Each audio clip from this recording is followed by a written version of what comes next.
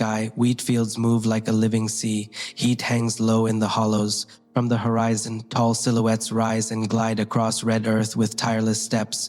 Emus fast, focused, and unafraid cross into fields that were never meant for them. Soldiers arrive in khaki trucks with Lewis machine guns and heavy boxes of ammunition, not to face an army, to face birds. The nation will call it the Emu War. The birds will call it another migration. Before fences, emus wrote their map by walking. They followed waterholes, remembered rain, and chased the flush of green after lightning split the clouds. Their migrations were not random. They were knowledge passed down by feet and distance. They returned to places where water once lived and waited for it to return. This is how the land taught them to survive. This is how they learned to outlast everything else. We changed the arrangement. Windmills and tanks created permanent water, even when the sky refused to give. Fields created endless food in tight rows. Wire tried to insist on borders, but wire was designed for animals that accepted fences. Emus do not accept fences. A 6-foot bird running at full speed can burst a weak post, spring a gap, and invite rabbits through the same tier. Every broken fence multiplied the problem. The wheat belt in Western Australia, Campion, Walgulan, and the areas stretching east of Perth felt like a frontier against a moving force. Prices dropped, drought pressed the breath out of the soil. Birds arrived like storm fronts. They ate, they trampled, they knocked down fences and opened the land to smaller plagues. Many farmers were veterans who had learned precision and pain in another war. They petitioned for help. They did not ask for lectures. They asked for machine guns. Government said yes. A small detachment arrived under Major G.P.W. Meredith to Lewis guns, 10,000 rounds, and trained artillerymen ready to do a job. The plan looked neat on paper. Herd birds to killing lanes, ambush at water, fire, close and clean. The land, the birds, and the machinery had other ideas. The first drive began with hope. Settlers tried to arc behind the flock and turn them toward a gun team. For a moment, it looked like success. Then the flock split into 2 clean streams without a signal anyone could see. They flowed around the trap and slipped into cover. A few birds fell. Most did not. Dust rose and settled. Confidence dropped with it. A larger play came at a dam. Hundreds approached in careful lines. The gunners held their breath and their fire, waiting for the clean moment.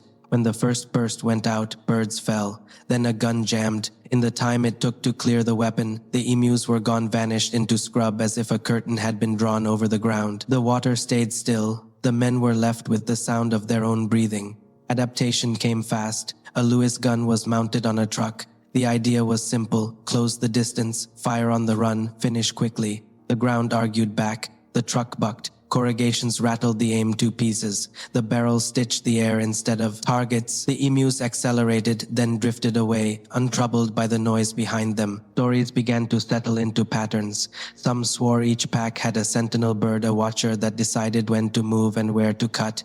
Whether that was field truth or field myth, the effect was real. When the lead bird turned, the pack obeyed. The flock refused. Together, they flowed. Every tactic built for herd behavior failed against movement that behaved like water. He arrived trained and confident. The first time the flock slipped the trap, surprise showed on his face. The third time, irritation. The 10th time, he laughed once without humor. He said they turn before thought, as if one mind, and it isn't ours. Ammunition dwindled. Tempers frayed. Headlines sharpened. A modern nation had sent soldiers against birds, and the birds seemed to be winning by running.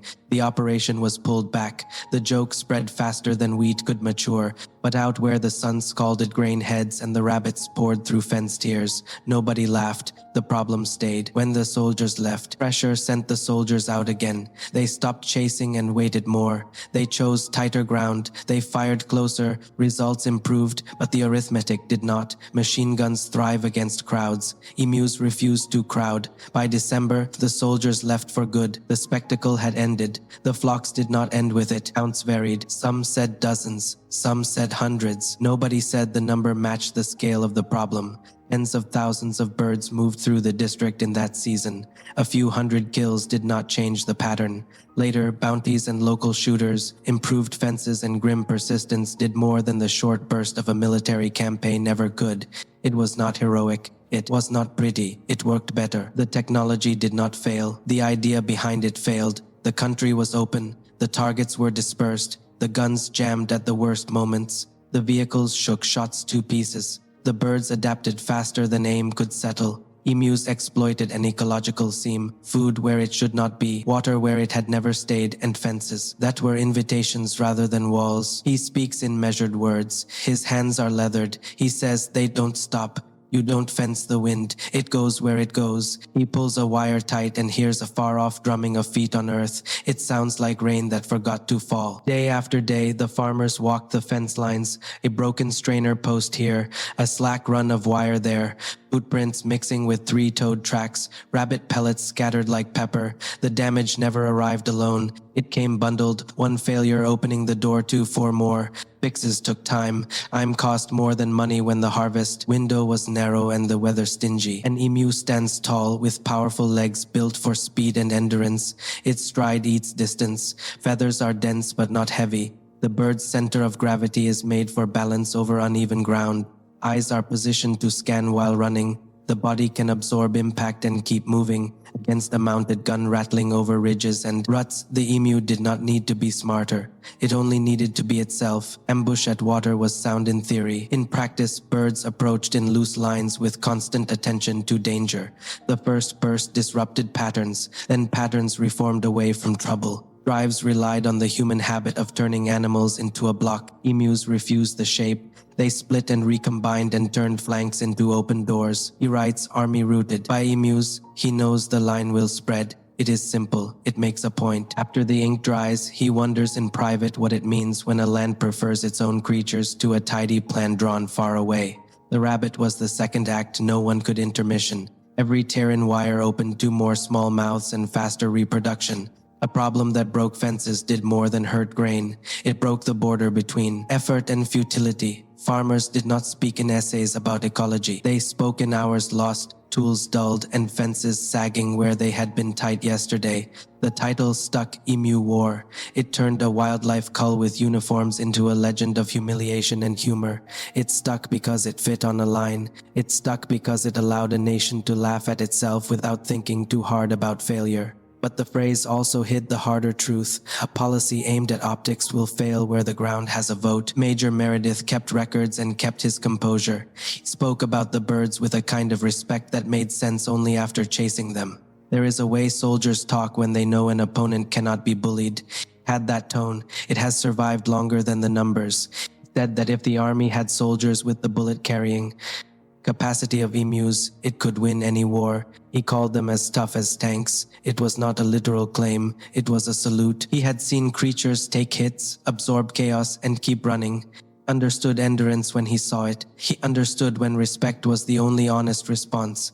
After the guns went quiet, bounties spoke. Sharpshooters worked with patience. Fences changed where they could. Water points were managed more carefully. Nothing was simple, nothing was complete, but slow adjustments learned from ground-level reality beat a short burst of noise every time. Eyes turned toward the line where sky and dirt meet. They return, the elder says, because the water remembers them. The seeds remember them. Only people forget. Wagons and utes spread to form a slow crescent. A soft call goes up to turn birds inward. The flock opens a lane through the middle and pours through it as if the plan had been theirs. Engines rev, dust curls.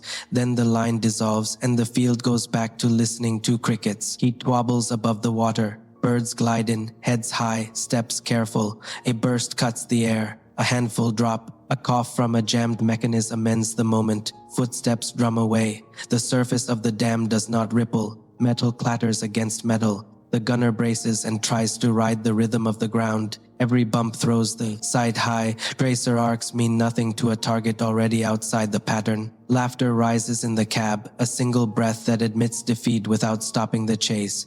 Two makes every broken stalk glow. A strainer post leans. A run of wire hangs tired between two star pickets.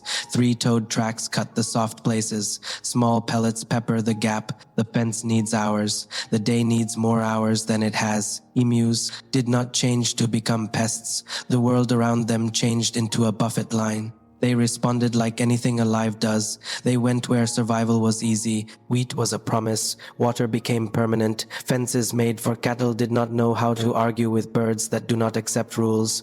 The result was predictable, but prediction did not ease the damage. Beyond the jokes, the cost was measured in hands cracked by wire, nights lost to worry, and the hard taste of watching grain heads disappear. Food is not abstract when the next season's money sits on a stalk. An operation that failed publicly still bought a few people a few nights of easier sleep that mattered even if the numbers didn't.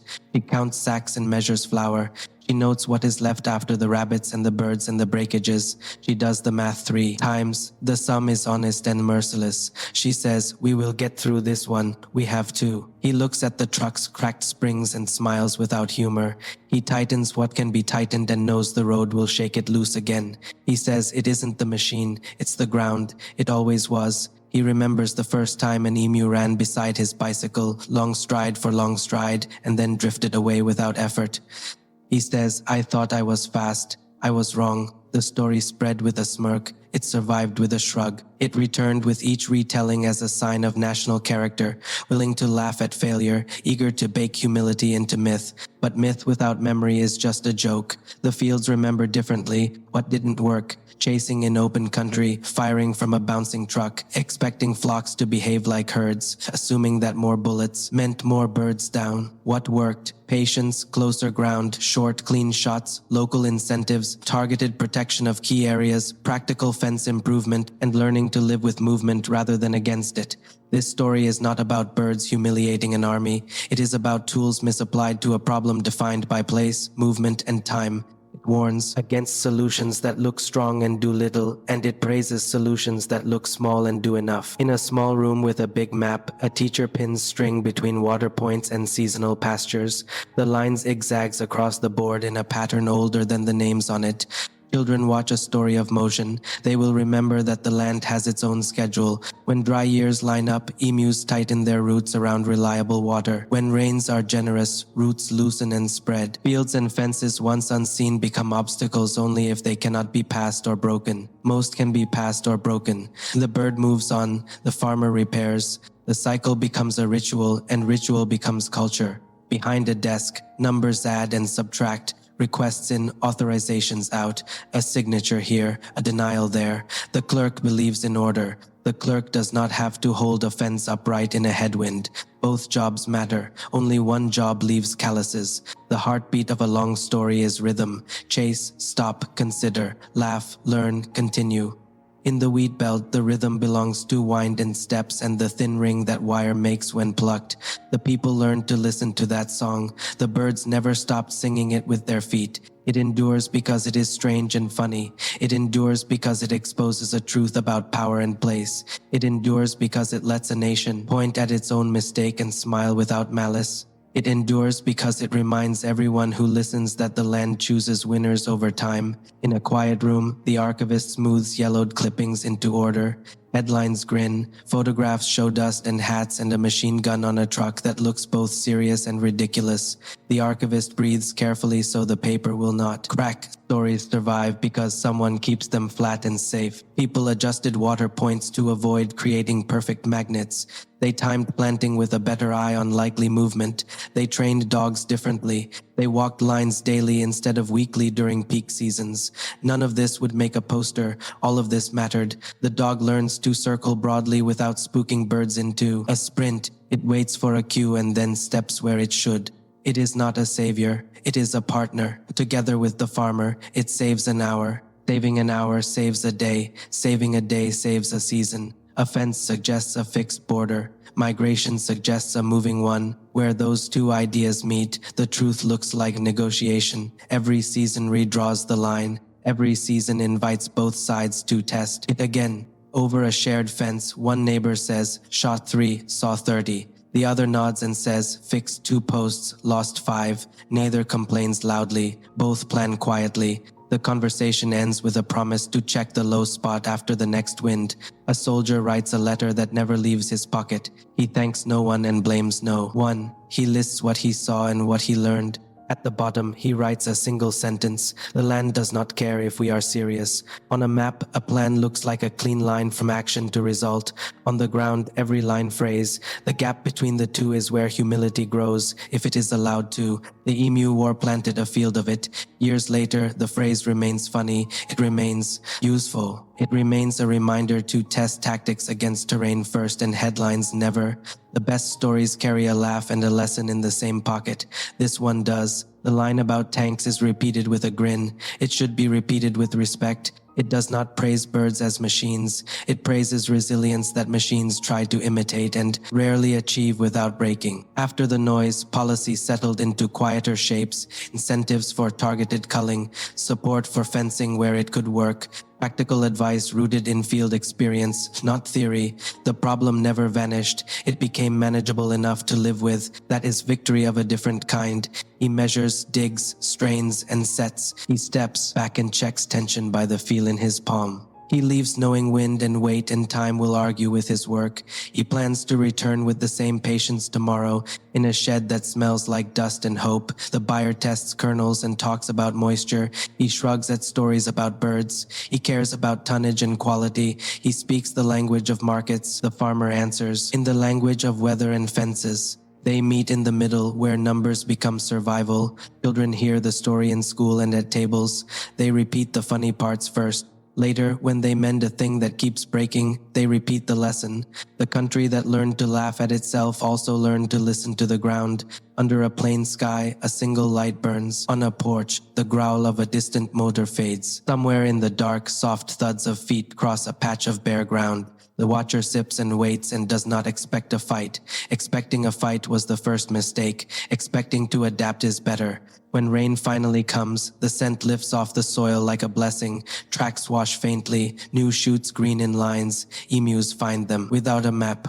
The watcher smiles, not bitterly, but with the easy acceptance of an old truth returning. This is the story that sits between history and folklore. It is not about humiliation. It is about translation between plan and place, between what people want and what the continent allows. It does not say do nothing. It says do the right kind of something. She stands beside a display case holding a faded photograph. Visitors grin before they ask questions. She answers the funny ones first. Then she points to a map of migration routes and says, this is the part that matters. Over decades, fields move, roads bend, towns shift. The birds keep their appointments with water and seed. Some fences stand longer, some posts are stronger. Cooperation grows alongside grain. It is not peace, it is practice. The sun lowers behind a tin roof and turns the paddocks to burnished gold. We travel in the borderland where field becomes scrub. Tall shapes emerge and continue on, steady and sure.